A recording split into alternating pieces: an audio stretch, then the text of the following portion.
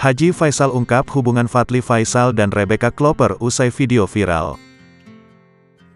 Haji Faisal bicara mengenai hubungan Fadly Faisal dan Rebecca Klopper. Faisal mengatakan hubungan keduanya masih berlangsung singkat dan banyak yang akan dihadapi ke depannya. Kalau persoalan itu, kami atau saya sendiri tidak berpikir terlalu jauh. Karena kami meyakini baru sekadar pacaran.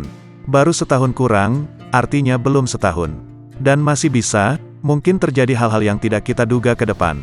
Paparnya, dikutip dari YouTube SCTV, Kamis, tanggal 1 Juni tahun 2023. Kemudian dengan beredarnya video Rebecca Klopper, Haji Faisal menyebut kondisi anaknya baik-baik saja. Meski sejak munculnya video Rebecca Klopper, sang anak tidak pulang ke rumah.